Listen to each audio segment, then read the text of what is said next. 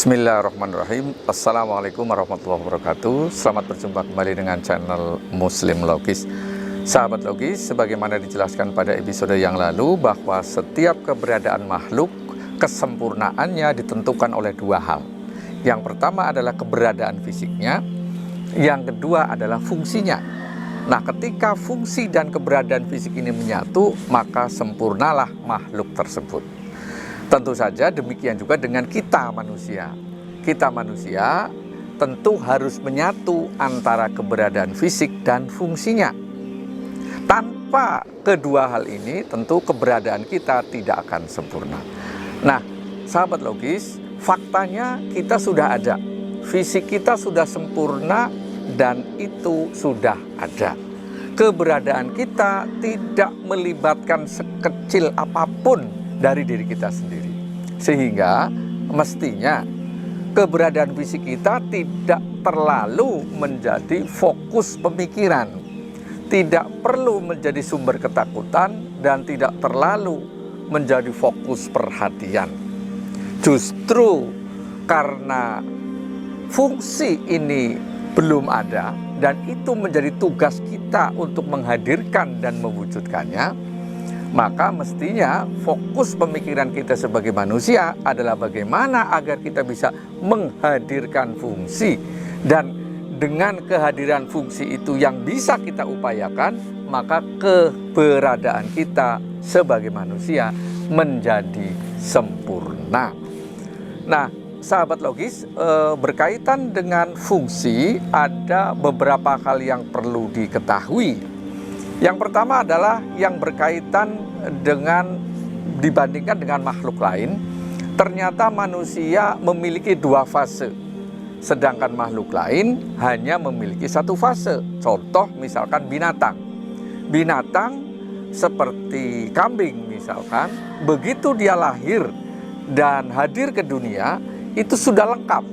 Apabila kita bandingkan dengan komputer, maka kambing ini sudah lengkap baik software maupun hardware-nya ketika dia lahir. Maka ketika kambing lahir, dia langsung bisa mencari makan sendiri, bisa respon terhadap lingkungan, bisa kemudian menanggapi adanya bahaya dan lain sebagainya, dan tidak perlu diajari lagi karena begitu lahir sudah jadi. Begitu juga binatang yang lain seperti kerbau, anjing, sapi, dan lain sebagainya. Semua lahir sudah dalam bentuk jadi dan siap untuk berfungsi. Hanya saja untuk secara maksimal tentu hanya menunggu kematangan dari sisi fisiknya. Nah, berbeda dengan manusia, sahabat logis. Manusia lahir, kalau diibaratkan dengan komputer atau laptop, baru lengkap dari sisi hardware-nya saja. Sedangkan softwarenya belum lengkap, sehingga begitu lahir belum otomatis bisa langsung berfungsi, belum bisa respon terhadap lingkungan dengan baik, belum bisa berkomunikasi, belum banyak hal yang bisa dilakukan karena masih ada satu lagi, yaitu software yang perlu dilengkapi. Nah, oleh karena itu berkaitan dengan penjelasan tadi, maka makhluk seperti hewan, seperti tumbuhan, maka dunia ini adalah puncak keberadaannya, sudah final. Kenapa? Karena dia sudah lengkap semuanya. Sedangkan bagi manusia berbeda. Manusia memiliki dua fase. Fase pertama adalah di rahim ibu untuk menyempurnakan aspek fisiknya. Ketika dia lahir ke dunia, maka belum lengkap, baru hardware-nya yang lahir, tetapi softwarenya belum. Maka dunia ini sebenarnya rahim kedua buat softwarenya, ibarat komputer. Nah, lalu bagaimana kita tahu kesempurnaan dari software kita? Nah, sebagaimana programmer yang memprogram hardware komputer sehingga bisa berfungsi khusus sebagaimana yang diinginkan, maka kesempurnaan dari software yang sedang diprogram itu tercermin dari fungsinya. Maka setiap kali tahap tertentu selesai dia diprogram, maka dites fungsinya sudah sesuai atau belum dengan apa yang kita inginkan. Nah, jadi cermin daripada kesempurnaan software yang ada di komputer adalah setingkat apa dia berfungsi sebagaimana kita inginkan. Demikian juga dengan manusia, bahwa ketika lahir kita belum lengkap, kemudian dunia ini adalah rahim kedua buat software kita, maka indikasi kesempurnaan software kita adalah kemampuan kita berfungsi. Itu hal pertama yang perlu kita perhatikan. Sehingga keberadaan manusia di dunia sebetulnya belum selesai, bukan fase final dari keberadaan manusia, karena masih diproses. Sesuatu yang masih diproses tentu masih ada lanjutannya, belum final. Nah, itulah yang hal pertama yang perlu kita perhatikan. Kemudian hal kedua adalah bahwa kalau kita lihat hewan, tumbuhan, nilai dari hewan dan tumbuhan tersebut terletak pada fisiknya. Misalkan kambing, itu pada dagingnya. Kemudian kita lihat kuda, misalkan pada zaman dulu, yang bernilai dari kuda adalah tenaganya sebagai alat transportasi. Kemudian pada tumbuhan itu juga nilainya terletak pada fisiknya. Sehingga tadi telah disebutkan keberadaannya di dunia adalah fase final dari dirinya. Tetapi berbeda dengan manusia, bahwa keberadaan di dunia ini adalah fase masih pembentukan, bukan fase final. Dan pada faktanya, hal yang paling dihargai dari manusia bukan fisiknya, tetapi fungsinya sebagai indikator dari sesuatu yang ada di dalam dirinya, softwarenya, katakanlah demikian, sebagai indikator kesempurnaan softwarenya tercermin dari fungsinya. Nah, sahabat logis, sayangnya bahwa fungsi manusia ini mustahil bisa diketahui oleh manusia sendiri.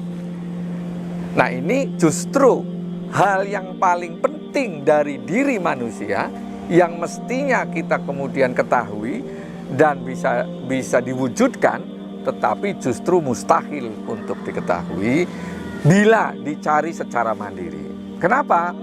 Karena ada 3 alasan. Fungsi suatu benda atau makhluk bisa diketahui dengan 3 cara. Cara yang pertama diketahui oleh makhluk yang lebih tinggi dari benda tersebut. Misalkan kita tahu fungsi ayam, kita tahu fungsi batu, karena memang kita sebagai pengguna dari itu semua. Kita makhluk manusia ini sebagai makhluk paling sempurna di atas semua makhluk. Sehingga semua makhluk fungsinya didefinisikan berdasarkan kepentingan kita. Jadi kita tahu fungsi semua benda karena kita sebagai makhluk paling sempurna. Nah, sekarang pertanyaannya, siapa yang lebih sempurna dari manusia? Nggak ada. Sehingga kita tidak tahu, tidak bisa bertanya kepada siapa kita bertanya fungsi kita. Mungkin ada argumen, loh, sesama manusia bisa saling memfungsikan, bisa saling mempekerjakan, difungsikan. Nah, pertanyaannya, adakah manusia yang mau ditempatkan dan dihargai hanya sebatas pekerjaannya? Tidak ada. Misalkan ada orang bekerja sebagai bekerja di bagian fisik, konstruksi fisik sebuah bangunan misalkan. Dia dihargai hanya sebatas itu, tidak mau. Dia mau dihargai lebih dan dia ingin dihargai sebagai manusia yang seutuhnya. Nah, sahabat logis, ini alasan pertama kenapa mustahil bisa diketahui. Kemudian yang kedua, untuk mengetahui suatu benda atau suatu barang, caranya yang kedua ada dipelajari benda tersebut. Semakin utuh, semakin diketahui seluruhnya, maka semakin diketahui fungsi benda tersebut. Kalau kita tidak mampu mengetahui keseluruhan, maka sebenarnya kita tidak akan tahu fungsi yang sesungguhnya benda tersebut apa.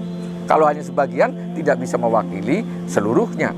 Nah, manusia telah dipelajari sejak dulu, tapi sampai dengan saat ini masih banyak misteri yang terdapat pada diri manusia. Sehingga kalau hanya sebagian yang mampu diketahui, maka hanya sebagian itu fungsi dari diri kita. Sehingga yang lainnya masih misteri dan belum diketahui. Artinya sampai dengan saat ini belum diketahui secara pasti fungsi kita. Kalau dicari secara pribadi, dipelajari seluruh diri manusia, belum bisa diketahui fungsi sebenarnya manusia itu apa. Nah, itu alasan kedua. Kemudian alasan ketiga, suatu benda bisa diketahui dengan cara diberitahu oleh yang membuat benda tersebut. Nah, tentu saja untuk alasan pertama dan kedua rasanya sangat sulit dan mendekati mustahil untuk kita bisa ketahui. Satu-satunya cara untuk kita bisa mengetahui fungsi diri kita adalah dari yang menciptakan kita. Tinggal persoalannya ini yang terakhir, sahabat logis, bagaimana caranya kita bisa mengetahui informasi yang memberitahu tentang diri kita, apa sebetulnya fungsi diri kita. Kalau kita cari di biologi, pelajaran biologi, ilmu biologi tidak ada, di fisika tidak ada, kemudian di matematika tidak ada, astronomi pun tidak ada, baik di sosial, politik, psikologi, semua kita tidak temukan.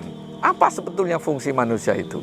Nah, satu-satunya kemudian yang menawarkan tentang informasi dari sang pencipta manusia, tentang fungsi manusia, hanya hadir dari agama. Nah, untuk bisa memasuki dan mengetahui hal ihwal tentang suatu agama, satu-satunya jalan kita harus dengan beriman. Nah, sahabat logis, pada episode yang lalu kita sudah menetapkan bahwa satu agama yang menjadi objek analisa kita adalah Islam. Nah, pertanyaannya, apakah fungsi yang diberitahukan oleh Islam ini rasional dan sesuai dengan fakta-fakta yang bisa diketahui manusia? Dan bagaimana sebetulnya keimanan dalam Islam? Apakah rasional atau tidak? Sehingga kita bisa secara penuh menerima dengan akal budi yang sewajarnya pengetahuan tersebut, dan kita bisa menjalankan dan menerima dengan sepenuhnya. Bagaimana persoalan ini? Mari kita ikuti di episode selanjutnya. Assalamualaikum warahmatullahi wabarakatuh.